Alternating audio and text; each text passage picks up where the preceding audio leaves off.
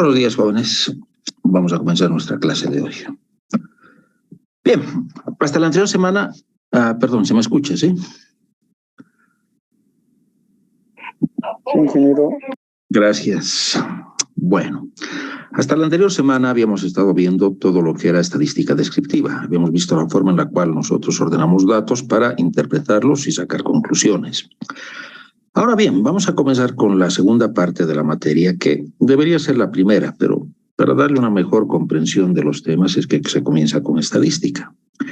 Y lo que nos va a tocar ahora ver es la probabilidad de ocurrencia de eventos, ¿sí? Y la probabilidad de ocurrencia de eventos justamente se basa en algunos conceptos que habíamos visto en estadística y que los vamos a ampliar y profundizar a medida que avancemos en este segundo tema.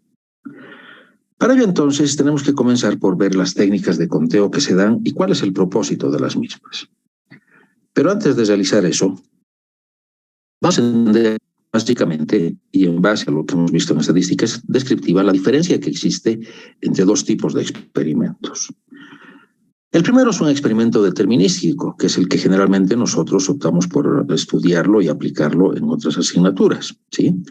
Este experimento es aquel en el cual, si lo repetimos en las mismas condiciones, ¿sí? Esto es bien importante. Si cambia alguna condición, cambian los resultados, ¿sí? Entonces, si los repetimos en las mismas condiciones, se obtienen los mismos resultados. Es decir, siempre el resultado va a ser el mismo. Es como si nosotros estuviéramos hablando de la segunda ley de Newton y sabemos que a una fuerza aplicada va a ser igual a una masa por la aceleración, ¿no? El cambio inercial que se da. Ahora bien, en la práctica lo que realmente sucede es que nosotros estamos analizando fenómenos o experimentos estocásticos. Y estos fenómenos o experimentos estocásticos son aquellos que, si bien no puede indicarse el resultado particular que va a salir en un determinado experimento, puede describirse el conjunto de todos los resultados posibles. Es decir, está bien un experimento en el cual, en las mismas condiciones, nuevamente, ¿sí? Siempre manteniendo las mismas condiciones de experimento, los resultados pueden ser diversos. Pero nosotros podríamos conocerlos a priori, ¿sí? Entonces no hay un único resultado que podría darse. Acá tenemos como ejemplo la vida útil de una bombilla eléctrica. Entonces nosotros no podemos definir de una manera determinística, tal como lo hacíamos en nuestros otros experimentos, exactamente cuánto tiempo va a durar, ¿sí? Pero podemos asumir que la vida útil de esta bombilla va a ser mayor o igual que 0 en tiempo, ¿no? Entonces no le damos un resultado, pero podemos predecir cuáles podrían ser los valores que tenga.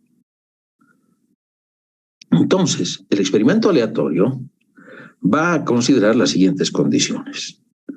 Se puede repetir indefinidamente, pero siempre en las mismas condiciones, ¿no? Nuevamente les reitero, cambia una condición, cambian los resultados, sea estocástico o determinístico. Antes de realizarlo, ¿podemos predecir el resultado que se va a obtener? No, no lo podemos predecir. Lo que podemos hacer es definir previamente un conjunto de posibles resultados. Entonces no es igual que fuerza igual a masa por aceleración, donde nos da un solo resultado, sino que podríamos tener varios resultados posibles. De hecho, esto se aplica en fuerza igual a masa por aceleración, pues basta que exista una pequeña diferencia en la masa o en la fuerza aplicada para que se tenga un resultado diferente, ¿no? Entonces, esto nos lleva a la conclusión de que nada es exacto. ¿De acuerdo?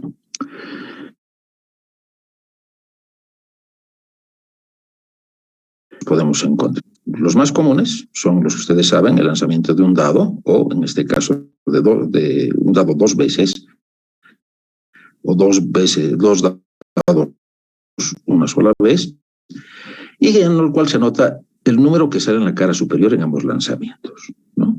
Entonces acá tendríamos pares ordenados, 1, 1, 1, 2, 1, 3, 3, 1, 3, 2, 5, 6, 6, 5, hasta llegar al 6, 6. Fíjense que 6, 5 no es lo mismo que 5, 6, ¿no? El orden en el cual salió el número difiere en el dado. Otro resultado que puede darse es analizar muestras de tumores en un laboratorio. Los posibles resultados que se tendrían son benignos o malignos. ¿ya? Y un tercer ejemplo, que se parece mucho al de la bombilla eléctrica, en el cual medimos la resistencia eléctrica de un alambre de cobre, ¿de acuerdo? Entonces, su resistividad va a variar de acuerdo a las condiciones ambientales que se tenga o a la misma herramienta que tengamos en su precisión de medición. Entonces, no necesariamente vamos a sacar un solo resultado. Bueno, acá tendríamos los resultados de los experimentos de manera extensiva, es decir, expresándolos todos y cada uno de los posibles resultados. Por ejemplo, lanzar un dado, el posible resultado que se tenga va a ir desde el 1 al 6. Ojo, no sabemos cuál es el resultado que se va a tener en el siguiente experimento, pero estos son todos los posibles resultados que podrían presentarse. Lo mismo, la vida útil de un elemento mecánico, ¿sí? No podemos definir claramente o exactamente cuánto tiempo va a durar ese elemento, pero podemos plantearlo de una manera conceptual, ¿no? X tal que X es mayor o igual que 0, donde X sería el tiempo.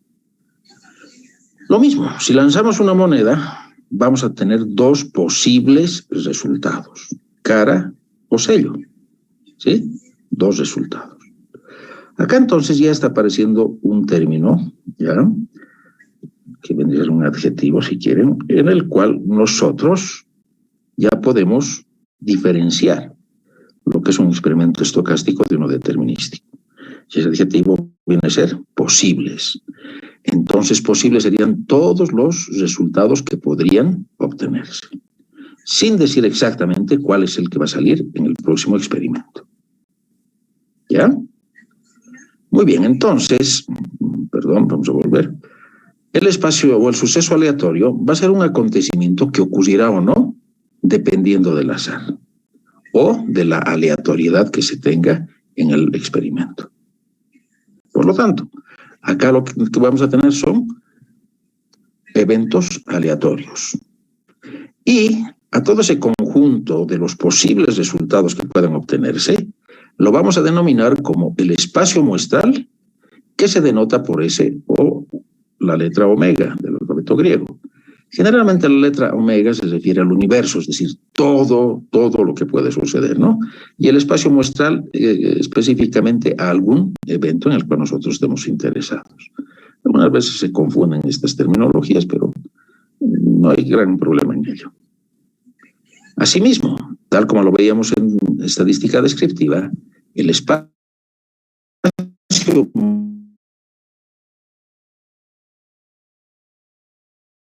pueden ser discretos, continuos, finitos e infinitos, ¿sí? Entonces, esto sería el lanzamiento del dado, esto sería la vida útil de un elemento mecánico o electrónico, y finito, por ejemplo, al dado, porque va hasta 6, e infinito porque no sabríamos poner un límite superior al tiempo de vida de un elemento mecánico o electrónico. Ahora bien, esos eran los sucesos. Ahora viene un evento muestral, ¿sí? Un evento va a ser un subconjunto de un espacio muestral y que se representa con una letra mayúscula. Entonces, el espacio muestral T, que es la vida de años de un componente electrónico, va a ser ese espacio muestral, ¿sí? Y el evento, que es un subconjunto, indica el componente falle antes del 5º año. Entonces, ya estamos limitando y le estamos dando una parte del espacio muestral. Por lo tanto, es un subconjunto. Ahora bien, un evento puede ser un subconjunto que incluya todo el espacio muestral o un subconjunto de ese que se denomina conjunto vacío. Es decir, que si bien lo podemos entender en su definición, no necesariamente va a suceder. Y lo denotamos mediante el símbolo conjunto vacío, ¿no es verdad? Es decir, que no contiene elemento alguno. Por lo tanto, ser un evento que puede ocurrir. Bien, entonces, se denomina suceso a todo subconjunto del espacio muestral. Fíjense, tenemos eventos o sucesos. El espacio muestral, el evento, un suceso, que también vendría a ser un evento. Veamos un ejemplo. lanzar un dado y obtener 1 o 2. O sea, estamos interesados en 2 de los resultados que podía tenerse de los 6 que se obtienen, de los posibles resultados que se obtienen al lanzar un dado. No se olviden, nosotros en general no estamos interesados en el espacio muestral, sino en algunos eventos que sean de nuestro interés, ¿sí? Entonces serían eventos o sucesos.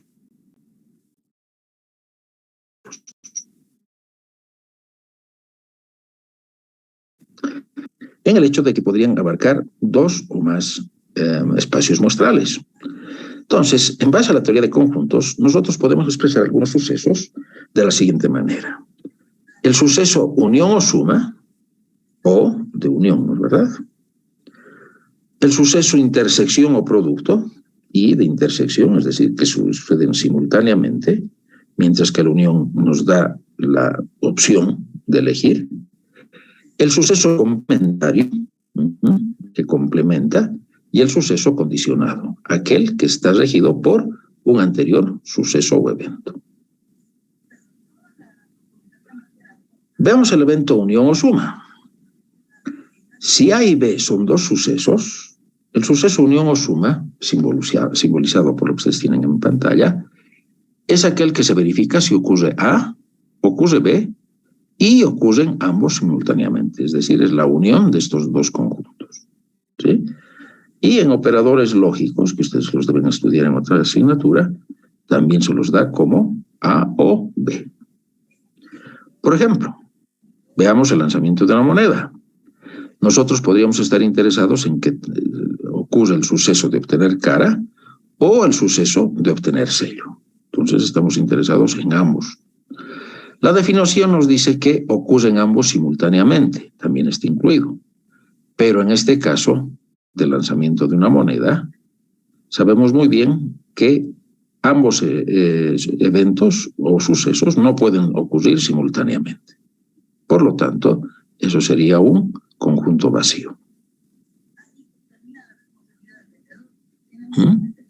La intersección es aquel suceso que se verifica cuando ocurren simultáneamente los eventos A y B, y se simboliza por A y B.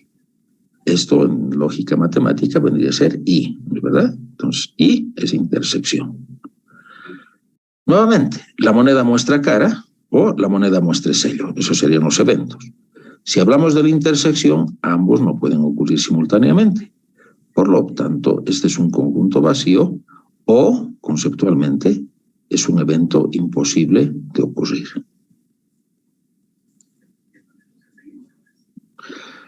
¿Qué del suceso complementario? Si es un suceso, se dice complemento de A todo suceso del espacio muestral correspondiente excepto A. Entonces, el complemento va a ser aquel evento que, unido o sumado al evento inicial, nos dé todo el espacio muestral. Ejemplo. Si un experimento consiste en lanzar un dado y el suceso A de que salga un 1 o un 3, ese es el suceso que estamos buscando, su complemento, ¿qué vendría a ser? Todos aquellos valores o resultados que correspondan al espacio muestral, pero que no estén incluidos en el evento A. Es decir, 2, 4, 5 y 6. Este evento o suceso complementario es muy útil cuando nosotros estemos analizando probabilidad. En algunos casos resulta más fácil resolver un problema indirectamente que de manera directa. Acá tenemos un ejemplo del suceso complementario. A ver, sin ver las soluciones. ¿Cuál sería el complemento de B, jóvenes? ¿Alguien se anima?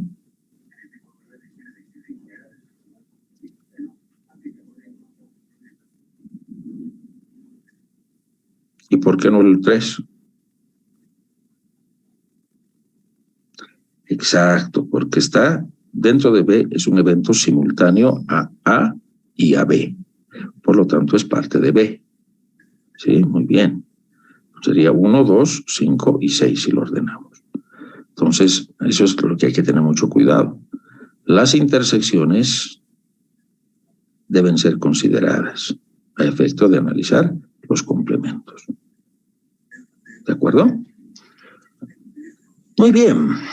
Ahora, el otro evento viene a ser el suceso condicionado. El suceso A es condicionado a otro suceso B y es representado por A, dado que sucedió B. Algunos autores utilizan el quebrado inverso. ¿Ya? Si se verifica que el evento A sucede si es que ha ocurrido el evento B. Ejemplo. Sea el experimento lanzar 2 dados y sean los sucesos. La suma de puntos es 8 y los datos muestrales muestran números pares. Entonces, fíjense, la suma de puntos es 8. Es lo que ha ocurrido. Y nosotros queremos saber, los dados muestran números pares. Entonces, ustedes saben que el 8 lo podemos conseguir con 4, 4, pero también con 5, 3, ¿no? Y estaríamos con números impares. O 3, 5. Por lo tanto, acá habría que ver, dado que ha salido el 8, cuáles son los posibles resultados que se tengan solamente con números pares. ¿Sí? ¿Se ha entendido?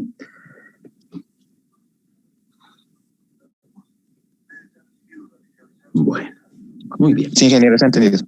Gracias. Esto entonces nos permite a nosotros poder analizar eventos que están supeditados o condicionados a eventos previos o anteriores. Y este tipo de sucesos condicionados los podemos resolver de una manera tabular, que es bastante analítica, o de una manera mucho más ágil, que vendría a ser el árbol de decisiones, como ustedes pueden ver acá, ¿no? Donde tendríamos los posibles resultados que podrían darse para un evento previo y aquellos que estarían condicionados a ese evento anterior. Esto lo vamos a ver en más detalle la próxima semana. Muy bien, esto generalmente es un análisis que solo utiliza en la toma de decisiones, ¿ya? Se lo utiliza en estrategia militar, en estrategia financiera, en planeamiento estratégico, en todas aquellas actividades donde nosotros tengamos que tomar alguna decisión sobre algo que ha sucedido o podría estar sucediendo. Ya lo vamos a ver en su momento.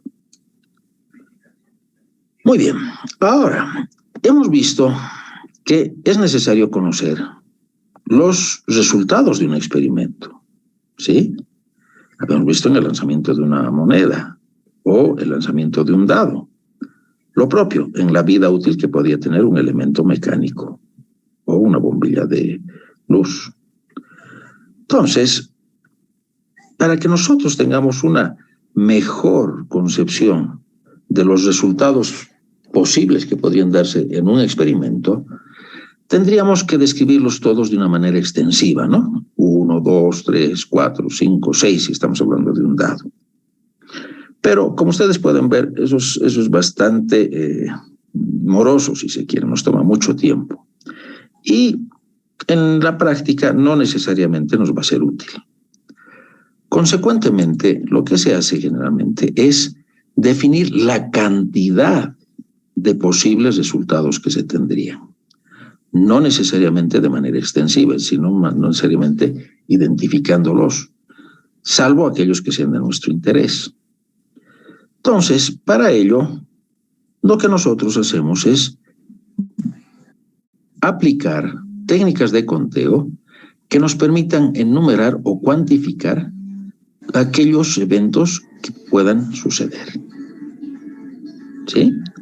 Entonces, a estas técnicas de conteo, como ustedes bien saben, las podemos aplicar considerando si es que interesa el orden en el cual van a salir los resultados, si no nos interesa el orden, o un diagrama de árbol de los eventos condicionados que se tendrían.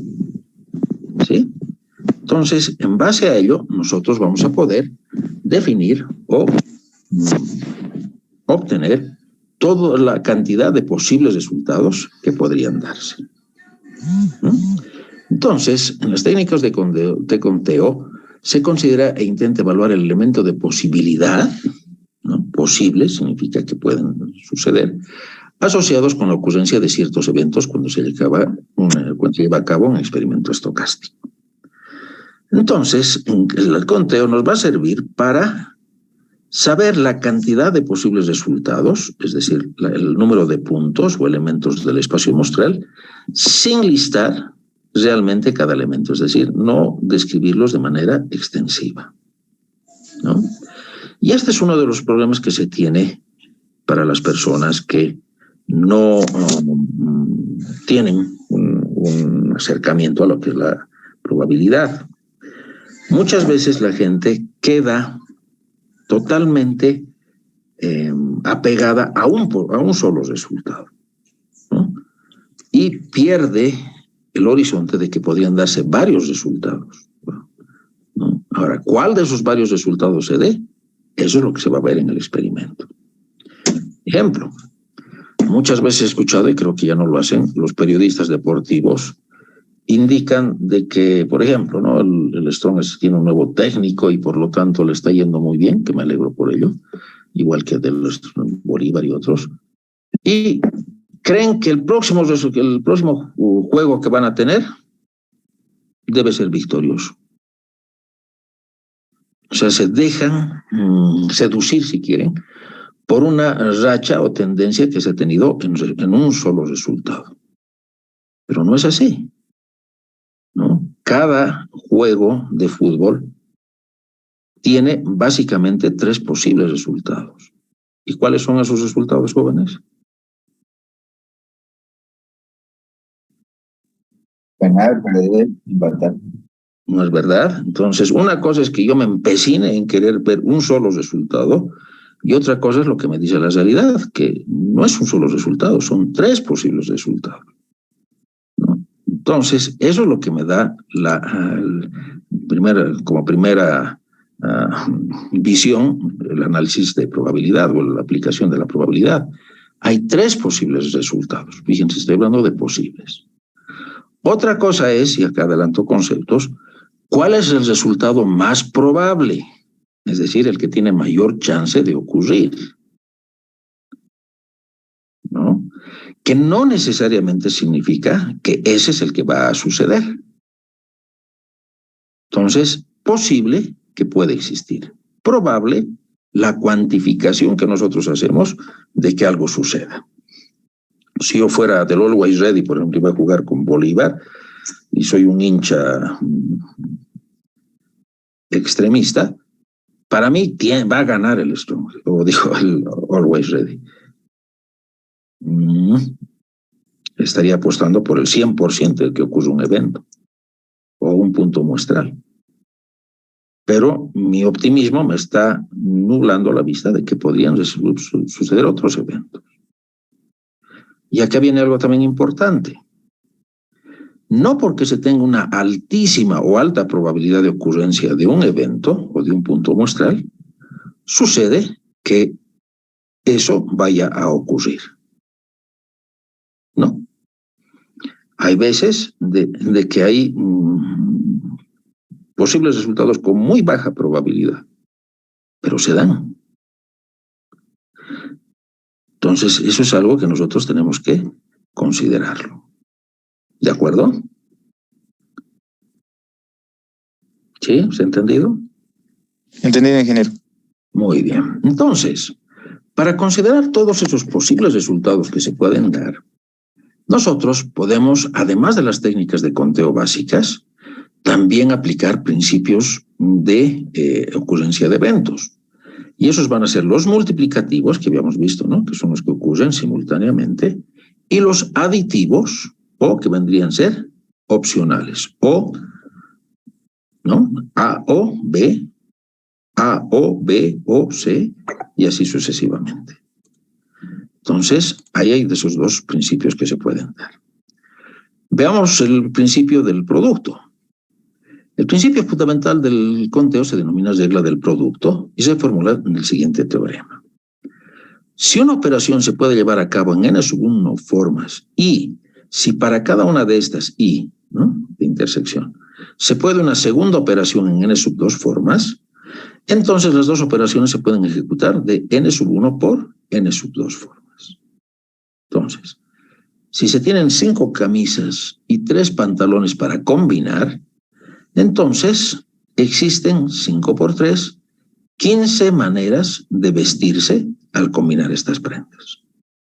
Entonces, como ven, de 5 y 3 hemos pasado a 15 en la ocurrencia simultánea de estos dos eventos.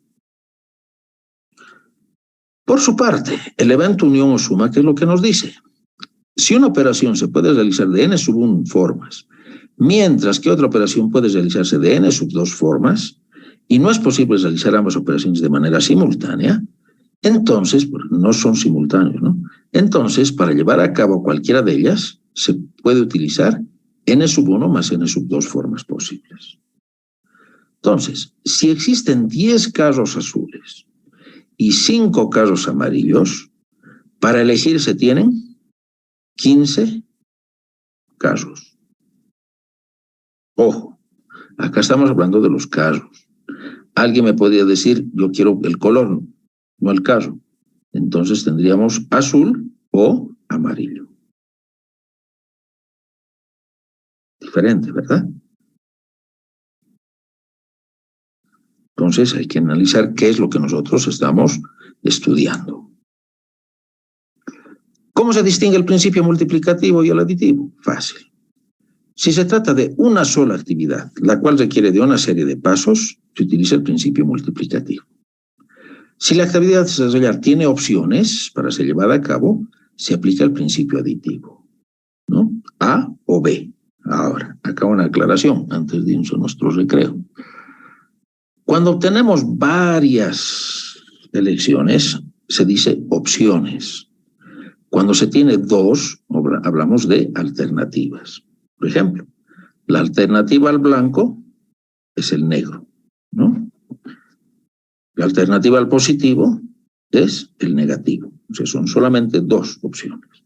Alternativa, por eso lo contrario. Si tengo blanco, azul, rojo, amarillo, ya estoy hablando de opciones. Más de 2. ¿De acuerdo? Ingeniero. Muy bien. Entonces, dicho eso, y habiendo definido el principio de multiplicación y adición, lo que vamos a hacer es analizar las técnicas de conteo a nuestro retorno. ¿Está bien? Para ello, ¿está bien si nos conectamos 8:45, 9 menos cuarto? Sí, ingeniero. Perfecto. Entonces los convoco Está bien, ingeniero. para esa hora. Gracias, jóvenes.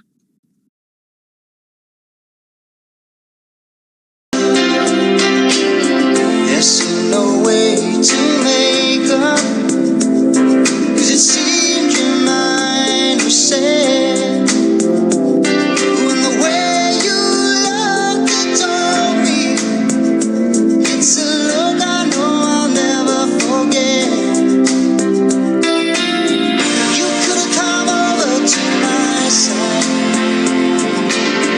You could have let me know. You could have tried to see the distance between us, but it seemed too far for you to go. So far to go.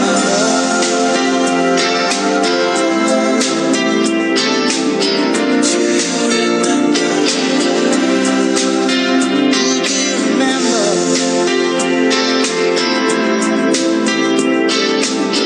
Do you remember? To all of my life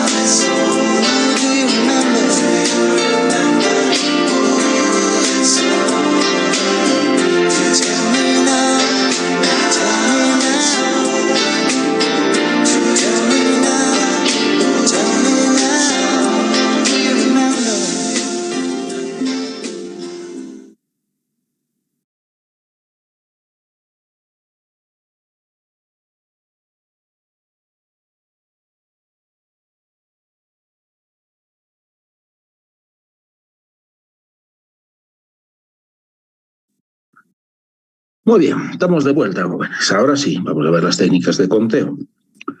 Nuevamente, ¿se me escucha, sí? Sí, ingeniero, se escucha. Gracias. Muy bien. ¿Qué es lo que nosotros utilizamos entonces para el conteo? Dependiendo de si consideramos el orden o no, vamos a utilizar las diferentes técnicas. La primera, y la más sencilla, es el factorial, ¿no? Que nos permite considerar el número de permutaciones de cambios de n objetos distintos entre sí. Y como ustedes saben, n factorial va a ser igual al producto de n por n-1, n-2 hasta llegar a 1. Y por definición, el factorial de 0 es igual a 1. Un ejemplo, la cantidad de formas en que se pueden organizar las letras A, B, C y D. Como son letras diferentes, entonces tendríamos que ser diferentes permutaciones. Y sería 4 factorial. Entonces esto sería igual a 24. Si de los n elementos vamos a considerar solamente R, entonces el número de permutaciones de n objetos distintos tomados de tamaño R va a ser igual a la permutación de R en n, ¿no? Y vendría dada por esta ecuación, donde tenemos n factorial sobre n menos R, todo es un factorial. Ejemplo, la cantidad de formas en que se pueden organizar 3 conferencias en 5 fechas posibles. Fíjense que acá sí interesa el orden, ¿no? Porque son conferencias diferentes. Entonces, en total, serían igual a 60. 5 factorial sobre 5 menos 3, todo es un factorial, que nos da 60.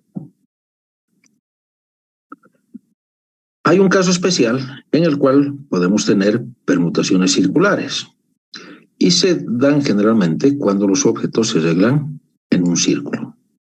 Entonces, al considerar un elemento en una posición fija y arreglar a los otros elementos, se obtienen permutaciones circulares. Entonces, mantenemos un punto relativo de origen y los demás se arreglarían alrededor de ese punto. Por lo tanto, en una permutación circular, el número de formas en las que se arreglan va a ser n-1, todo en factorial. La cantidad de formas que se pueden sentar 4 personas que juegan cartas en una mesa circular. Serían de 6 maneras. Porque estamos tomando un punto de referencia, un punto fijo, una de las personas fijas. ¿Qué pasa si el número de permutaciones considera n objetos, de los cuales n-1 son de una clase y n-2 son de una segunda clase y así sucesivamente? Bueno, esto sería entonces una permutación de varios elementos. Algunos lo llaman una variación, por si acaso. Entonces sería n factorial sobre n-1 en factorial, sobre n-2 en factorial y así sucesivamente.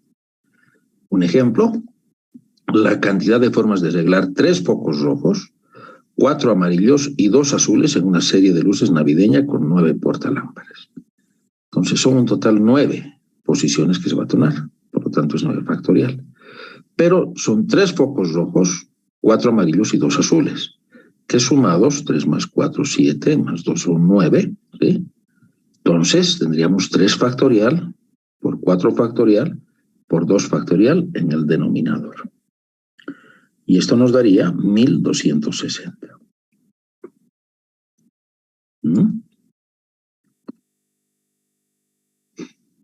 ¿De acuerdo?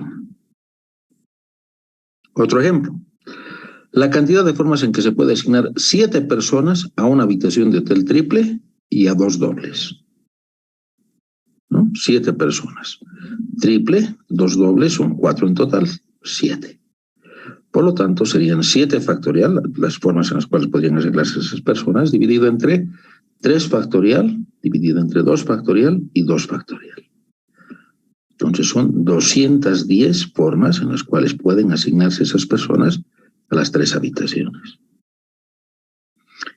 Lo interesante de este conteo, jóvenes, es que podemos observar que muchas veces nosotros nos quedamos limitados a algunas respuestas o salidas o arreglos que nosotros tenemos preconcebidos y nos olvidamos de que hay otros posibles resultados. Más o menos lo que ocurre, ¿no?, con el resultado de un partido de fútbol.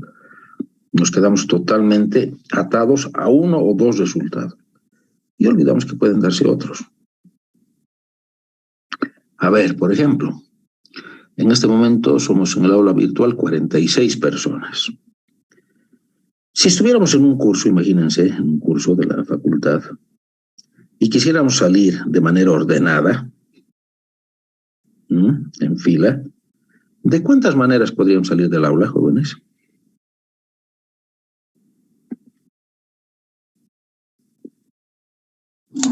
$46 factorial, ingeniero.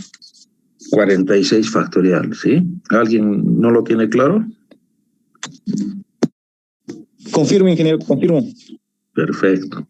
Sí, ingeniero. 46 factorial. ¿Alguien me lo hace el cálculo? ¿Cuánto le sale?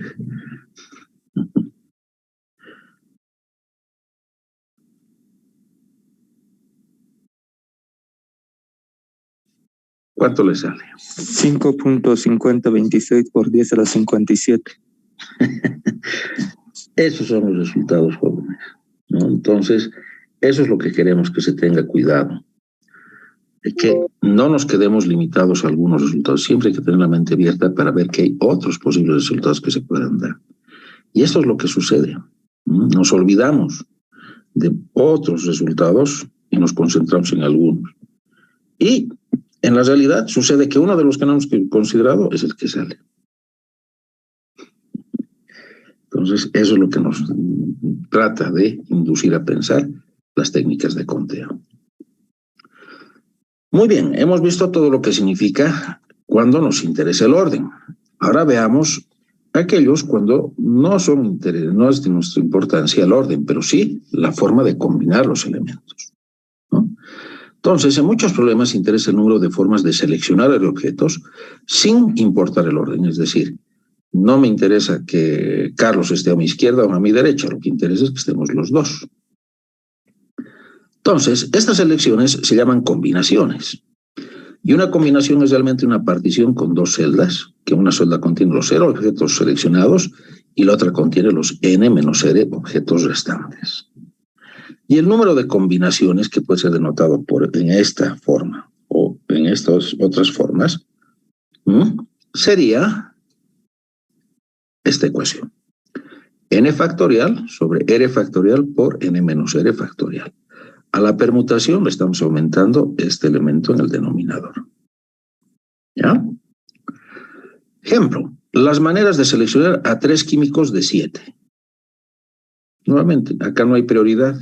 ¿Cuál es mejor, cuál es menor o peor? Simplemente queremos seleccionar 3 de 7. Y tenemos 35 posibles formas de seleccionarlos. Hay un caso especial, que son las combinaciones con repetición de m elementos tomados de n en n, ¿no? Y son los distintos grupos que podemos formar con los m elementos, de manera que, esto es importante, ¿sí?, se puede repetir. Dos grupos son distintos y difieren en algún elemento, y no influye el orden en el que se coloque. En otras palabras, se van a dar repeticiones con combinación cuando no nos interesen las sumas totales que se pueden tener y tampoco el orden en que se coloque, ¿sí? Eso significa que se puede repetir un resultado. Eso es muy importante. Y la fórmula que se va a tener va a ser combinatorias con repetición de m en n, fíjense, es al revés, de m más n menos 1 sobre n factorial m menos 1, donde n, no es r, es n, es el número del subconjunto que se está evaluando con reemplazo para ordenar n objetos de entre m. Muy bien, entonces, en resumen, tenemos dos formas de analizar un evento aleatorio.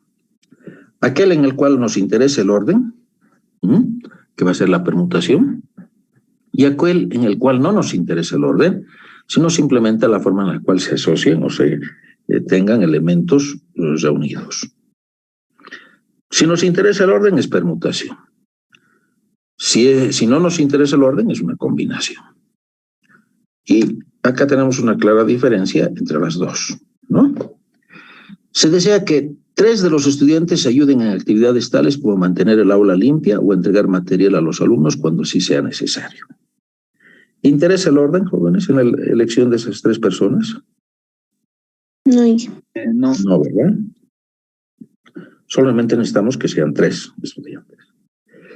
Pero si los queremos elegir como nuestros representantes, en los cuales uno de ellos presidente, el otro secretario y el tercero es tesorero, ¿interesa el orden? Sí. Sí, ingeniero. ¿No? Entonces, eso es lo que tenemos que analizar, si nos interesa el orden, porque no es lo mismo que Carlos sea presidente, ¿no? Hugo Paco Luis, mejor, Hugo presidente, Paco secretario y Luis tesorero, a que Luis sea tesorero y Paco sea secretario. Ya hay una clasificación, ya hay una jerarquía. Muy bien. Veamos entonces algunos ejemplos. Se lanza 2 veces una moneda. ¿Cuál es el espacio muestral de que salga al menos un sello? Fíjense, el espacio muestral estaría dado por todos los posibles resultados que podían tenerse al lanzar una moneda 2 veces. Y acá vamos a practicar un poquito el principio de multiplicación.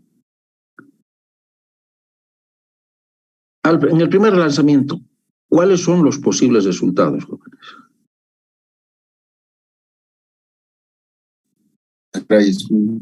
Cara y sello. ¿Cuántos resultados son? Por cada moneda son 2, en total son 4, ingeniero. ¿Por qué 4? Si hacemos diagrama si hacemos el principio multiplicativo. Eso es, ¿no? 2 en el primer lanzamiento y 2 en el segundo. Aplicamos el principio de multiplicación.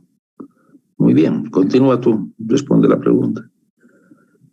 Sería 4 posibilidades, de manera que si sale al menos un sello, sería 3 posibilidades dentro de las 4. Por tanto, la probabilidad de que salga un sello entre los 4 lanzamientos es 3 sobre 4 igual a 0.75 igual a 75%. Ya, muy bien. Bueno, acaba de dar toda la clase de la semana nuestro compañero. No, ingeniero, vamos. No, no te preocupes, me parece bien que estés adelantado igual que los demás, pero deme un poquito de tiempo a mí. Muy bien, principio de multiplicación entonces, no se olviden. 2 en el primer lanzamiento y 2 en el segundo. Entonces ese y me está diciendo que es multiplicación, tal como ustedes lo han hecho. Perfecto. ¿No? Entonces, ¿cuál es el espacio muestral de que salga al menos un sello? ¿Cuál vendría a ser, jóvenes? El espacio muestral. Ese sería un evento en el cual simplemente tendríamos 3 de los 4 resultados. Ahora, hay otra cosa que hay que considerar en este problema, ¿no? Si la moneda está balanceada, cualquiera de los resultados puede ocurrir, es decir, que pueda salir igual, que tenga igual de chances salir sello o salir cara. Si no está balanceada perfectamente, entonces va a haber más chance de que salga cara o sello. Pero los resultados son estos. ¿Sí? ¿Se entiende? Es lo que les decía, no porque se tenga muchos chances de que salga cara, siempre va a salir cara. Va a salir cara la mayor cantidad de veces. ¿Está bien? Muy bien. Se lanza una vez un dado que está cargado. ¿Cuál es el espacio muestral de que salga un número par y que sea divisible entre 3? ¿Interesa que el dado esté cargado en los posibles resultados?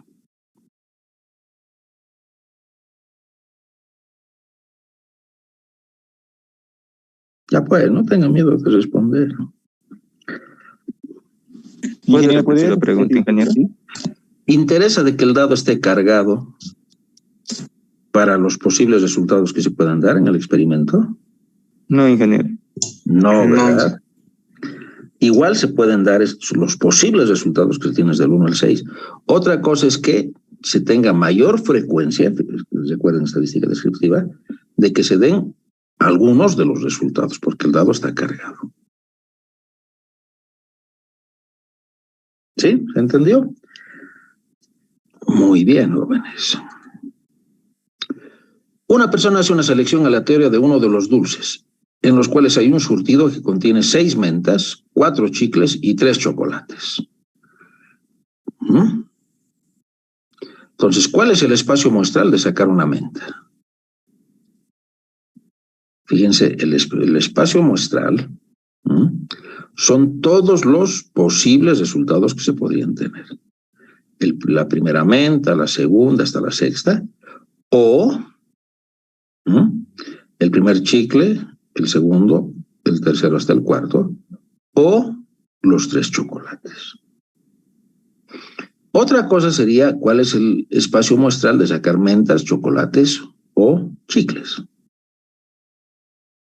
¿Cuán largo sería ese espacio muestral, jóvenes? 3, ¿verdad? Menta, chocolate o chicle. Entonces, si el espacio muestral es esto, ¿cuál es el evento de sacar una menta?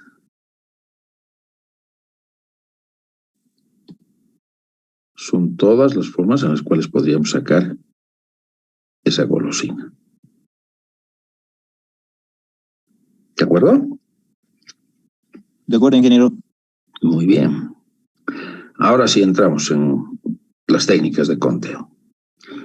¿Quiénes juegan póker en este curso? ¿Nadie? Mal, muchachos, ya tienen que aprender a jugar póker. Estoy induciendo al juego de azar, posiblemente.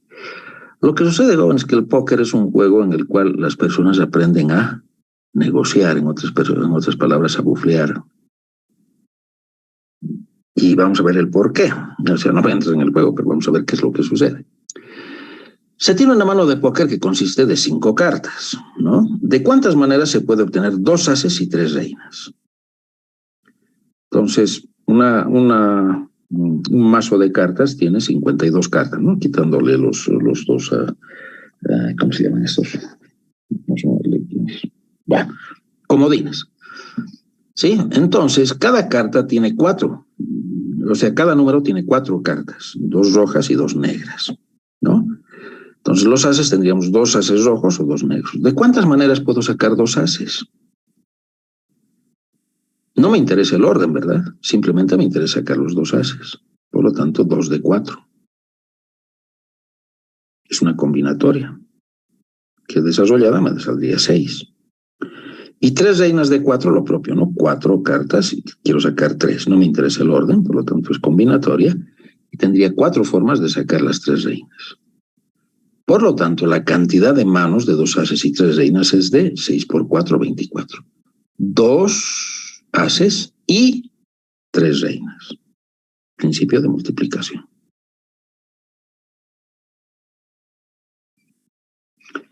Se tiene una mano de póker que consiste de 5 cartas. ¿De cuántas maneras se puede obtener un juego de cartas? Y aquí está lo interesante. 5 de 52 cartas. Si desarrollamos la combinatoria, los juegos que podría tener cualquier jugador son 2.598.960. Y 24 formas de sacar 2 ases y 3 reinas. Entonces es bien pequeño, ¿no?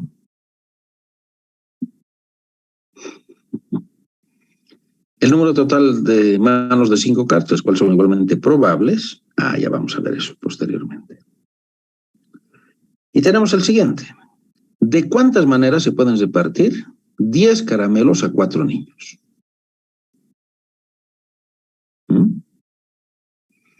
Entonces, esta es una combinatoria con repetición. ¿Por qué combinatoria? Porque no interesa, así no hay prioridad a quién es el primer niño, quién es el segundo niño, quién es el primer caramelo, quién es el segundo caramelo, en primer lugar. Y segundo, porque no va a ser simétrica o equitativa la distribución. 10 caramelos a 4 niños.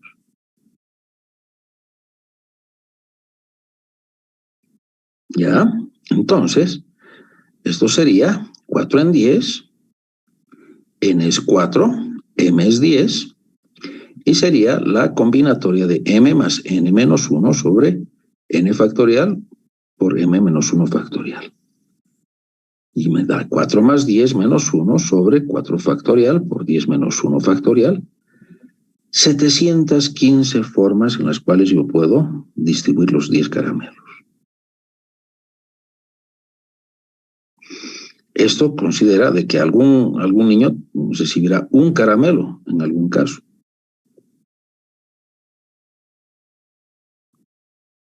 ¿Sí? ¿Se está entendiendo? Sí, ingeniero. Muy bien. Entonces, esas son las formas en la cual aplicamos las técnicas de conteo. Muy bien. ¿Qué es lo que vamos a hacer entonces? Bueno, habríamos avanzado los principios o conceptos básicos de lo que significan las técnicas de conteo, y la próxima sesión vamos a aplicarlo para, mejor dicho, vamos a definir, conocer las definiciones de probabilidad. Posteriormente vamos a analizar la probabilidad condicional. Y el día jueves de la próxima semana estaríamos resolviendo ejercicios de conteo y de probabilidad. ¿De acuerdo? Entonces vamos a tener 3 clases de teoría. ¿Alguna pregunta que tenga?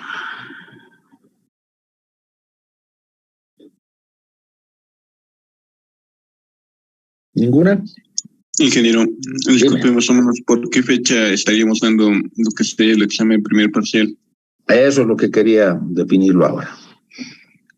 Pero antes, si hay alguna pregunta sobre el material que hemos avanzado hoy día. Ingeniero, ¿va a subir las diapositivas a Classroom? ¿Podría enviarlo, por favor? Existe un texto con todo lo que se está hablando en las diapositivas, ya para que ustedes lo repasen. ¿De acuerdo? Se encuentra ese texto en Google, claro. Bien. Estamos a 22 de agosto. ¿Cuándo quieren dar su primer parcial?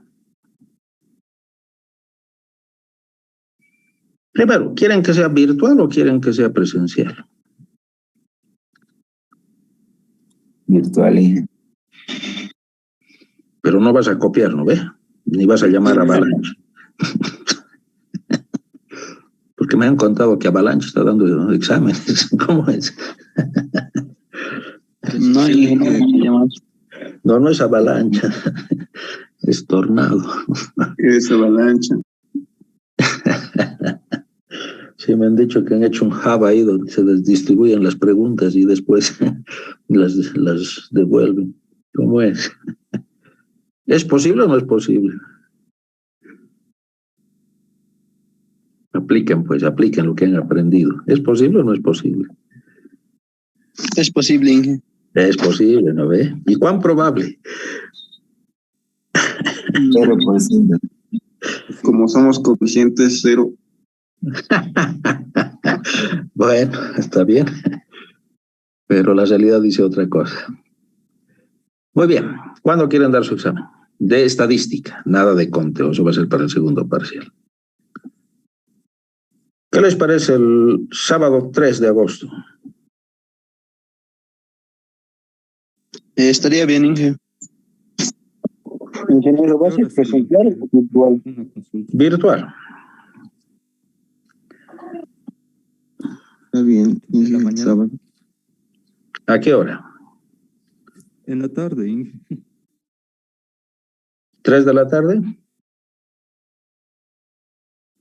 Sí, está bien, Inge. Sí, Sí, a las 3 está bien. Ya, va a durar 1 hora máximo. ¿Ya?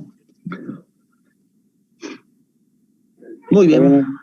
Entonces, el sábado 3 de agosto, nuestro primer parcial. ¿No es sábado 3 de septiembre? Uy, perdón, 3 de septiembre, tienes razón. Me equivoqué. 3 de septiembre. Gracias. Perfecto. Muy bien. ¿Se ha entendido lo que hemos visto hoy? Sí, sí. Sí, estaba claro, ingeniero. Muy bien, jóvenes. Les agradezco entonces por su atención y nos veríamos el día miércoles para ver ya los conceptos de probabilidad. Muchas ¿De acuerdo? gracias, ingeniero. Hasta luego, Inge. Tengan un buen día y un mejor Hasta fin de luego, ingeniero. semana. Gracias. Que les vaya bien, jóvenes. Muchas Cuídense. gracias. Que tengan- Hasta luego, Inge. Hasta luego, Inge. Que les vaya bien. Chao, Inge. Chao, chao. Adiós.